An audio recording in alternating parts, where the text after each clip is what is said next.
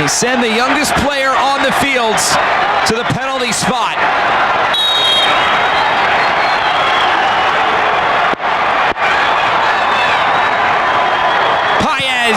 Scores! Palmer. This one bouncing in, right on the doorstep, bouncing around, off the post and in! And instead, a chance for Ecuador to run away. Hopping over a challenge is Caicedo. Options in the middle. Can he put it away? It's in the corner!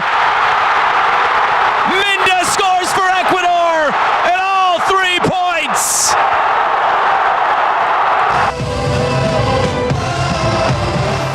Donovan Duque, one of the things that we will perennially be critical of the coach is, rightly or wrongly, is the timing of his substitutions. You spoke about it yesterday on yesterday's Copa America program. What are your thoughts on his substitutions today? Well, from the get-go, I said either low play centre-back or on the bench, and he had to come off. I am a little bit critical of the changes in terms of the time. Low could have come off in the first half a little bit earlier because of the situation that we found ourselves in. It's a do-or-die game, so we have no time to wait and analyze and go to the next game. Now, in the second half, we made a change. We switched the system to 4-3-3. I want that to resonate, not the scoreline, with the coaching staff. That is how our national team should play. Free-flowing, come in a defensive block, have a good 6 and an 8. Bobby Reed did well, brought out the ball. We created a chance, we scored. The inexperience of young Dixon showed. Ecuador was always looking to counter us because we were going forward to get the goal, and that's the end. That's the end. All right, well, I tell you what, the news package is upon us, so we have to make a rapid exit. Thanks to Trishana Magowan, thanks to Donovan Duque, and thanks to you for watching. The Reggae Boys losing 3-1 in case you're just joining us. At 8 o'clock, Mexico versus Venezuela will be on CVM Plus, so I hope you join us for that at 8 o'clock. Right now, the news is next. With our news team, we take a break, but continue to watch the Copa America on CVM TV.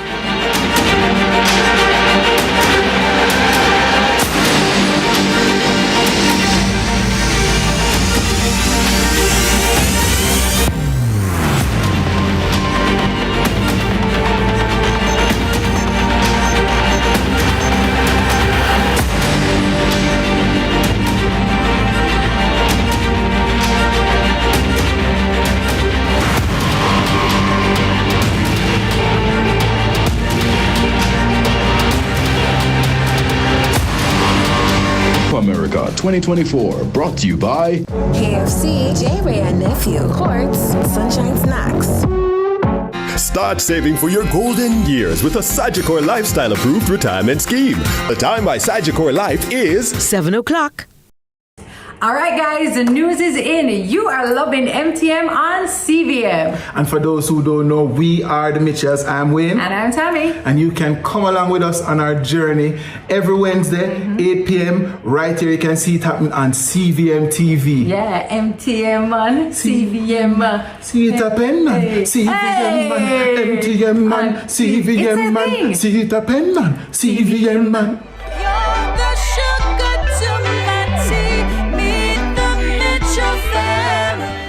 Hey guys, it's your girl Shensia, and catch me on the next episode of Cooking with Love on CVM TV. Shensia.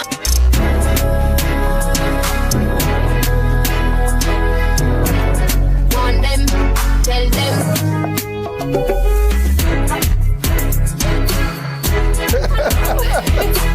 Chef Shenyang. Medea. Cooking with Love, crazy.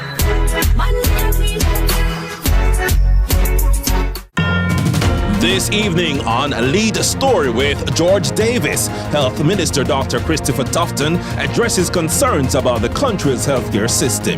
That's Lead Story at a special time, 9 p.m. on CVM Television.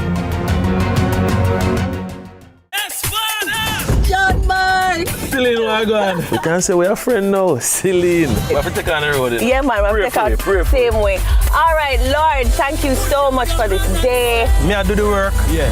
And the people them accept it. Clarendon. Mandeville. But now we get to go into the inner city of Kingston. I can't wait to learn more as we go across Jamaica into different churches to understand what they do. CVM News at 7 Wednesday headlines, courtesy of Heart NSDA Trust, Jamaica's Human Development Agency. Coming up in the news at 7, Health Minister sounds off on critics, blasts opposition for politicizing healthcare. Court of Appeal grills PNP lawyers in DPP's tenure extension appeal, and litigious legislators, politicians threatening politicians with suits. Also in the news, locally based U.S. school under scrutiny over sexual assault allegations. In the business report, Canoe Pays makes spending stylish with payment ring. And in sports, Reggae Boys face off against Ecuador in Copa America encounter. The results and the highlights.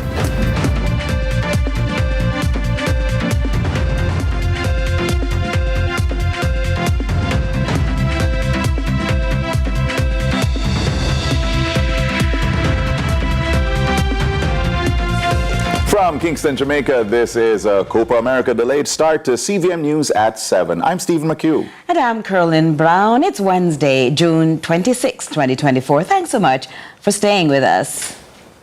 Now, amid growing controversy, the government has responded to claims by the opposition regarding the health sector. The health minister is, however, defending his tenure and has called out the Mark Golding-led minority for unyielding attempts at mudslinging. Ramon Gordon has the latest. Health Minister Dr. Christopher Tufton is defending his tenure amid an onslaught of criticism from opposition ranks and other stakeholders. Let me just say that the Prime Minister, I serve at the Prime Minister's pleasure and leisure. And until he say otherwise, everything else is noise. Specifically, the government today countered recent opposition claims that there are fewer than 40 adult ICU beds available locally, stating that there are, in fact, 43. The island's Chief Medical Officer, Jacqueline Bisesa McKenzie, provided the update alongside the Health Minister early Wednesday at the office of the Prime Minister. Despite these suggestions that there are limited ventilators, Bisesa McKenzie revealed that there are at least 4 other designated spaces suitable for emergency services, including short-term ventilation. Speaking specifically to the number of ventilators operational today, there are 90. Last week it might have been 100. It varies, okay? Now, depending on the ventilators, whether or not the ventilators are made specifically to a particular setting to deal with neonates, or whether it is ventilators that can be used interchangeably among different age groups based on the connections and tubings that are there, these ventilators can move around. The opposition has recently ramped up its critique of the island's health sector, calling for, among other things, the health minister's resignation. At Wednesday's post-cabinet press briefing, Minister Tufton went off script to combat what he describes as political mischief. Pre-COVID, we had 35 ventilators in the public health system. Today, just in numbers, depending on any point in time, we have over 100 at least active, not to mention what is being serviced. So, one could be very simplistic and say we have 200 to 300% more ventilators than we had pre versus post-COVID. The Wholeness Cabinet has now formally accused the opposition of coordinated attempts to malign the government. I understand from my sources that next week will come a new wave in that pictures are going to be circulated about the conditions in hospitals, some fabricated, others may be achieved in particular circumstances to further give negative impression of hospital services. Burning down the house to improve your chances of controlling it is an indication of moral bankruptcy. Ramon Gordon for CVM News. Now, the government is set to review penalties for certain static vehicle offences which currently can cause some drivers to quickly accumulate demerit points. The transport sector was briefly affected 2 weeks ago after transporters demonstrated over the policy's application of the new Road Traffic Act, which they argued has in some instances led to the revocation of road licenses. Minister Darrell Vaz says the government is mindful. What is static offences? A faulty headlight. Anything that is not when the car or caused by the car moving. And it is something personally that makes a lot of sense to me. Demerit points for non-movable offences will put drivers at risk of getting enough demerit points to lose their license within a short period of time, which obviously is not the intent. The intent is to keep the roads safe. Now, the government will also review the rules governing the use of electronic devices such as phones on the road. I myself have been the subject of that in relation to having a telephone in a hands-free, as against on the passenger seat, as against in my lap. And the bottom line is that it's a discretionary situation by each individual police officer, which there's almost 12,000. I don't know how much is traffic, assigned to traffic, but to me, it needs to be more definitive. Lawyers representing senior People's National Party members Peter Bunting and Philip Paulwell were put on the defensive by the Court of Appeal today. The judges challenged them to justify why incumbent Director of Public Prosecutions Paula Llewellyn should not benefit from the recent change in retirement age to 65. The panel scrutinized the claimant's argument that allowing Ms. Llewellyn to benefit from the change was retroactive and unconstitutional. Natalia Clark has highlights from day 3. The People's National Party's attorney, King's Counsel Michael Hilton, is challenging the government's argument that the provision in the amended constitution allowing the DPP to elect to retire at any time after reaching age 60 was merely added to preserve the incumbent's pension benefits. Addressing the 3-member judge panel in the Court of Appeal on Wednesday, Hilton argues that there needs to be a separation of powers and that the Constitutional Court was right when it ruled in April that the provision was of no legal effect. The claimant's position is that the provision was enacted for an improper purpose and steered the court towards the point that other legislation like the 2017 Pension Public Service Act exists that preserves the DPP's early retirement benefits. Attorney Kevin Powell further argues that the increase in retirement age for the DPP from 60 to 65, though a non-issue, could not apply to the incumbent since she had already passed age 60 when the bill was sailed through Parliament last year. He argues also that Llewellyn had already benefited from a 3-year tenure extension, which ended September 21, 2023. These points were, however, challenged by the senior judges who pressed the claimants to explain why DPP Llewellyn could and should not benefit from the changes.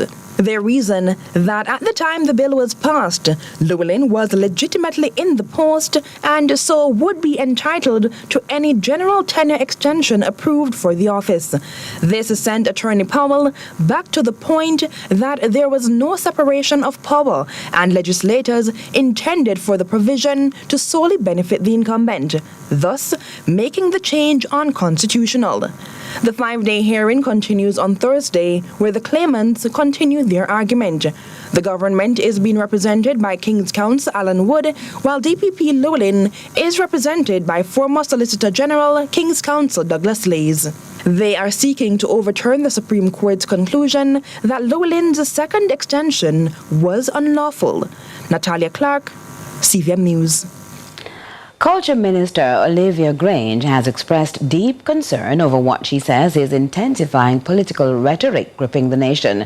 Now, as defamation suits feature, Minister Grange, a former political prisoner herself, is urging compromise. Here's Raman Gordon with that report. Culture Minister Olivia Babsy Grange says she's concerned by the recent political rhetoric permeating some spaces nationwide. Most recently, The opposition leader threatened legal action against Deputy House Speaker Heroy Clark. Mark Golding accused the Central St. James MP of hurling disparaging inferences at him in a 300-member WhatsApp group. Just this Monday, MP for Eastern St. Thomas Dr. Michelle Charles threatened a similar suit against the PNP's General Secretary Dr. Dayton Campbell, who recently questioned her election to the House of Representatives amid a cross-aisle dual citizenship row. The minister is cautioning against rising tempers. There will always be differences, but we mustn't allow them to harden into anger and disrespect. And there is a trend, particularly on social media, by some. But I'm depending on my colleagues across the aisle to work with us to set an example. Grange was arrested and detained for 7 months under the late former Prime Minister Michael Manley's administration amid a violent and contentious campaign for the general election in 1976.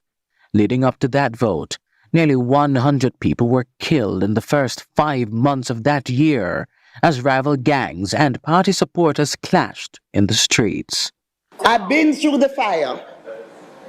That is why I'm concerned about some of what I hear and see in our political discourse. And no apology. Today I say, let us choose to act in a spirit of goodwill and respect for one another. The minister's call for level-headedness comes as campaign activities rev up across all 63 constituencies in the lead-up to the much-anticipated general contest. The Prime Minister and opposition leader have committed to violence-free campaigns. However, neither have shied away from a convenient political jab. These latest political tensions come amid concern over the powers of the political ombudsman, which was recently subsumed under the Electoral Office of Jamaica. Ramon Gordon for CVM News.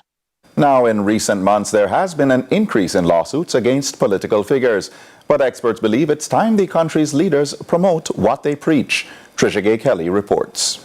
Works Minister Robert Morgan was sued by former Federal Bureau of Investigation's FBI Special Agent and attorney Wilfred Rattigan in February for alleged defamatory comments made online. Then in June, People's National Party President Mark Golding threatened to sue Deputy House Speaker Heroy Clark over statements allegedly made about Golding's wife. Other cases among the political class have emerged in recent days.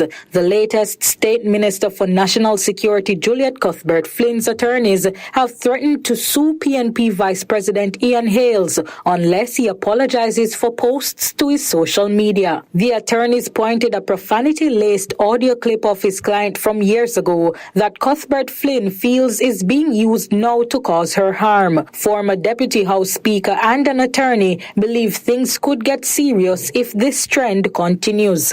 We are descending into a great deal of unnecessary pettiness and character assassination. And this doesn't augur well for the political process because followers will take a cue from these politicians, and we could descend into not just verbal clashes but physical violence. Smith agrees with Minister of Culture Olivia Grange's appeal for her colleagues to monitor their temper. This follows Prime Minister Andrew Holness's utterance at the weekend that he would no longer remain silent about misinformation and disinformation online. Smith, unsure of how the Prime Minister plans to cure the issue without breaching freedom of speech rights, suggests that Holness partner with the opposition leader. And I suspect that some of these videos and what have you that have been coming out have been really riling the Prime Minister because several of them are aimed at him. This is what has got to the Prime Minister, and now he's reacting, but he should not overreact. And speaking of appropriate reactions, attorney at law Michael Williams, though in agreement that a lawsuit is not required for everything, explains no one but the person being impacted by statements made can determine if it's necessary to sue. I can't tell an individual individual who has a justiciable right that has been trampled on, that they must not vindicate their right. It is a matter for them and their attorneys, that's all. Trisha Gay Kelly, CVM News. Another locally based U.S. school is in the crosshairs of allegations for sexual abuse and labor trafficking.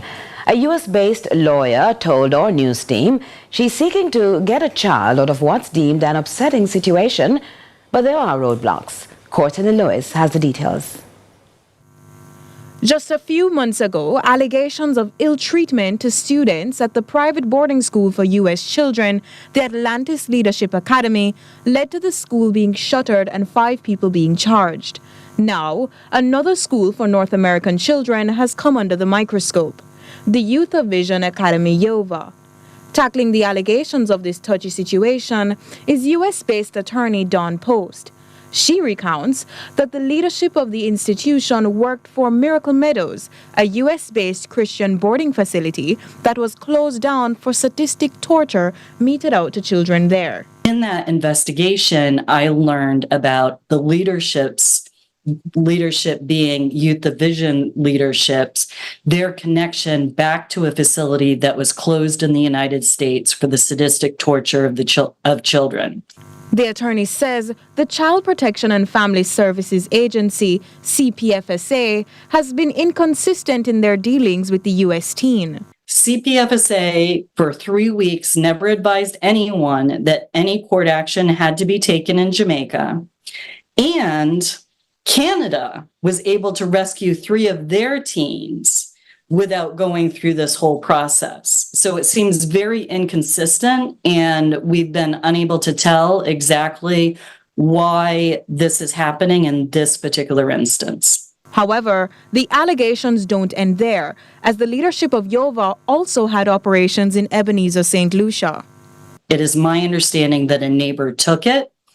It appears to show a very young girl, potentially around the age of 7 or 8, who was left out in the hot sun for 3 days in a row with no water, no food, and was going through some sort of punishment.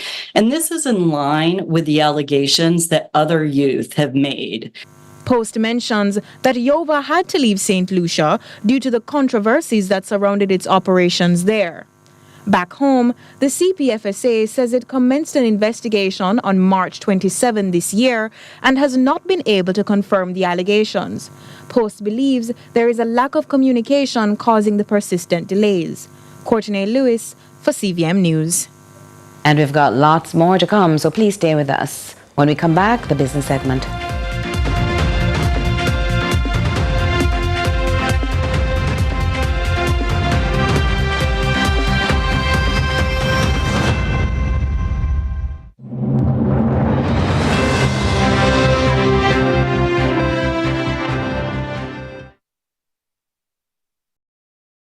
CVM News at 7 Wednesday headlines, courtesy of Heart NSTA Trust, Jamaica's Human Development Agency.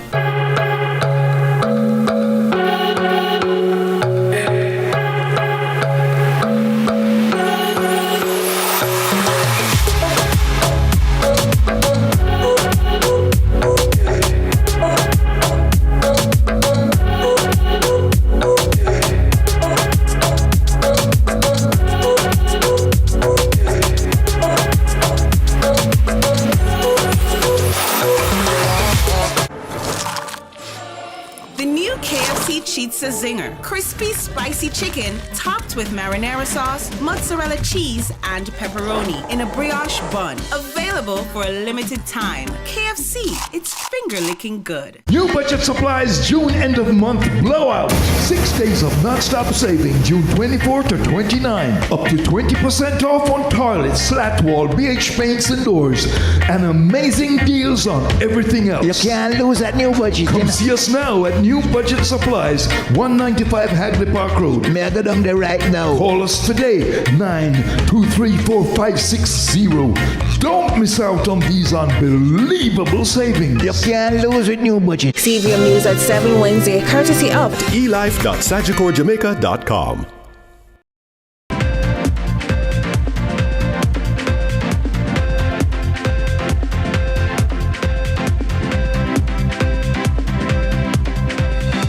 Good evening, I'm Ramon Gordon and this is the Business Report. In a world where convenience is key, one Caribbean company is making a bold move in the payments industry. Canoo Pays is set to change the way we think about transactions with their newest innovation, a sleek wearable ring that allows you to make payments effortlessly. Here's more. What if making payments was as easy and convenient as wearing a stylish accessory? One Caribbean company is doing just that with its latest innovation, a ring that has the same purchasing power as a credit or debit card. On this particular payment ring, I have a tokenized credit card and I have a tokenized CBDC wallet tied to this particular instrument. In my hand right here is a traditional credit card terminal that you can see anywhere in the world that accepts Visa, MasterCard, Amex, and the like. So as you can see, traditional credit card machine saying insert, tap, or swipe down the magnetic reader. What I'm going to show you with this particular payment ring